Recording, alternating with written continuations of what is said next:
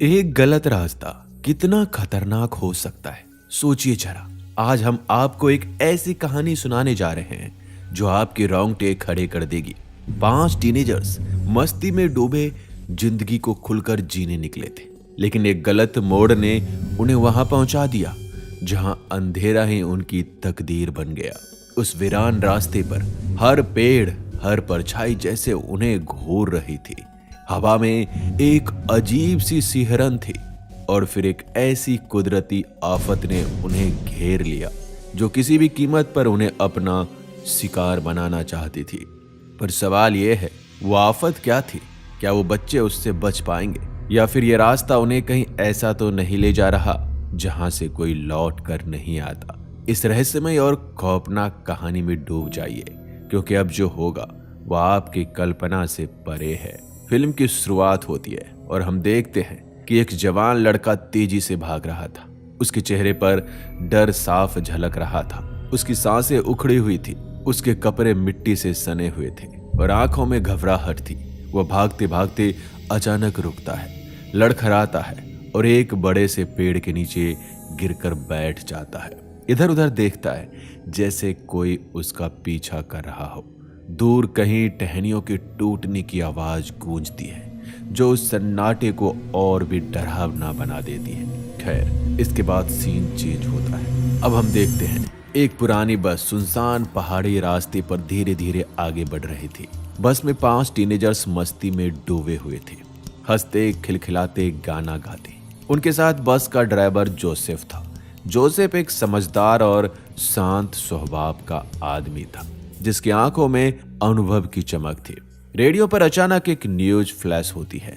आवाज गूंजती है, आज रात सालों बाद फुल लूनर एक्लिप्स यानी कि चंद्र ग्रहण होने वाला है। यह दुर्लभ ग्रहण 20 साल में एक बार होता है। जोसेफ काफी उत्साहित हो जाता है और कहता है, क्या कमाल की बात है, ऐसा मौका फिर नहीं मिलेगा। लेकिन टीनेजर्स को इससे कोई फर्क नहीं पड़ता। वो अपनी मस्ती में मस्त रहते हैं। बस घने जंगलों के रास्ते से गुजर रही थी। कुछ दूरी पर जोसेफ को गाड़ी रोकनी पड़ती है। रास्ता लकड़ियां और मलबे से भरा हुआ था। पास में एक पुरानी क्रेन भी खड़ी थी, लेकिन आसपास कोई इंसान मौजूद नहीं दिखाई देता है। माहौल में अजीब सी वीरानी थी, जैसे वहां कोई था ही नहीं। जोसेफ ने गहरी सांस ली और बोला, अब इतनी दूर आकर वापस लौटना तो मुश्किल है, हमें शॉर्टकट लेना पड़ेगा। वह बस को एक सुनसान और अनजाने रास्ते पर मोड़ देता है और यह रास्ता संकरा और डरावना था, लेकिन उनके पास और कोई विकल्प मौजूद नहीं था। और यहीं पर हम एक इंसान का हाथ देखते हैं जो कि लकड़ियों में दबा हुआ था। खैर, अब आगे बढ़ने पर ये लोग एक ऐसे रास्ते पर पहुंच जाते हैं मानो सर्दियां आ गई हो। चारों तरफ कोहरा छाया हुआ था। जंगल और भी ज्यादा घना होता चला जाता है और कोहरा भी और बढ़ने लगता है। और साथ ही हमें यहाँ पर कुछ जानवरों के कंकाल भी दिखाई देते हैं।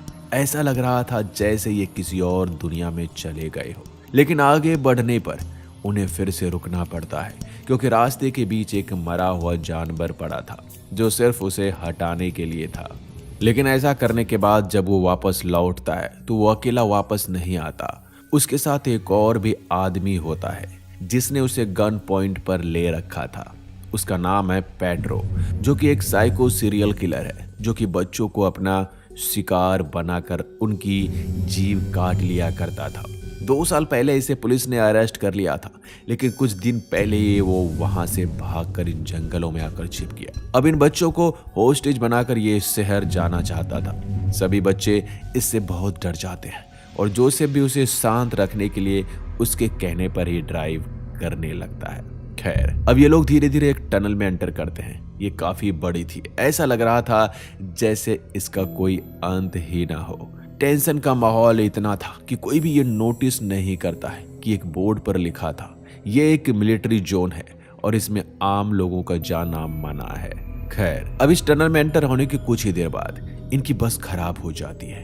पेट्रो एक बच्चे को गन पॉइंट पर लेकर इसे जल्दी ठीक करने के लिए कहता है। जोसेफ पूरी कोशिश तो करता है, लेकिन उसे परेशानी समझ नहीं आती और तभी इन्हें बस की रोशनी में दूर सड़क पर सामने कोई चीज नजर आती है।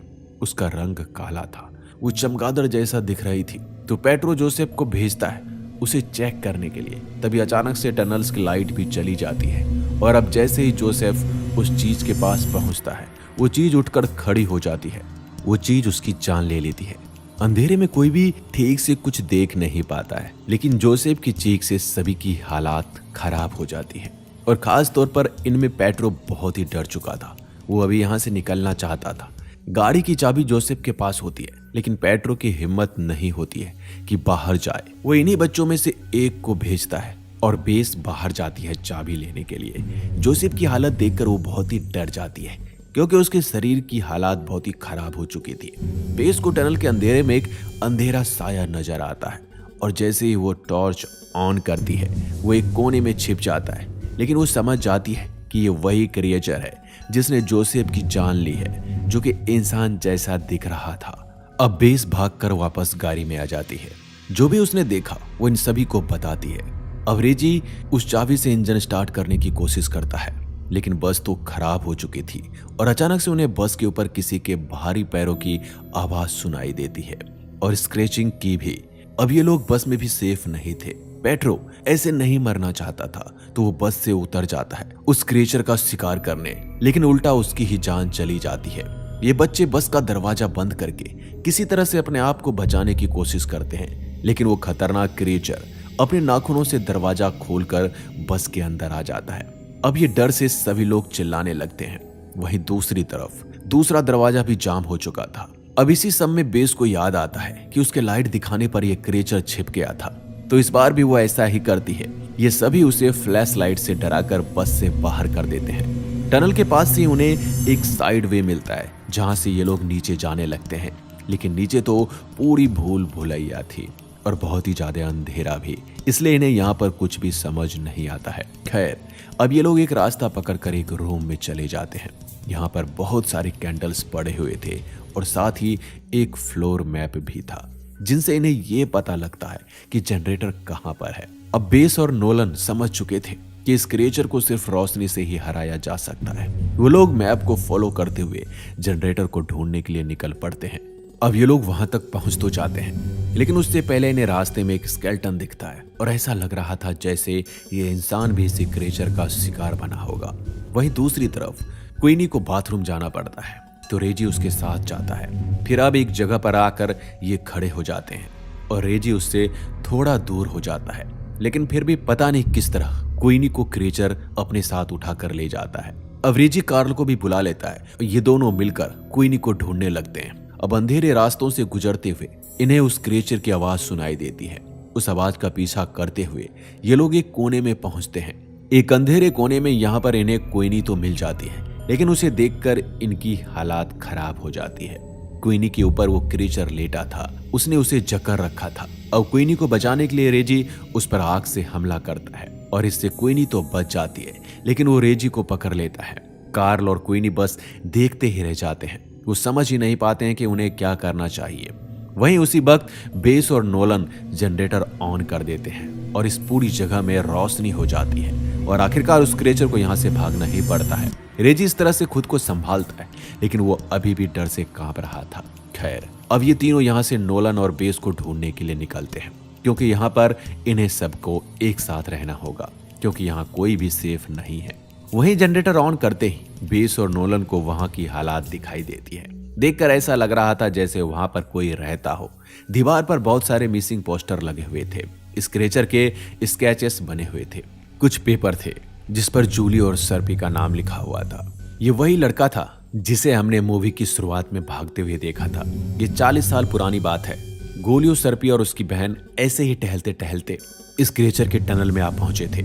इन्हें एडवेंचर बहुत पसंद था, लेकिन गोलियो ने कभी ये सपने में भी नहीं सोचा था कि उसकी बहन की जान एक ऐसे एडवेंचर में जाएगी, वो भी इस क्रिएचर के हाथों। उस वक्त उसकी बातों पर किसी ने विश्वास नहीं किया, ना उसके पेरेंट्स ने, ना पुलिस ने, लेकिन गोलियो ने अपनी खोज जारी रखी। 20 साल बाद जब वो वापस इस टनल में आया तो इसी को उसने अपना पूरा घर बना लिया और यहीं रहकर इस क्रिएचर के बारे में सारे क्लू इकट्ठा करने लगा।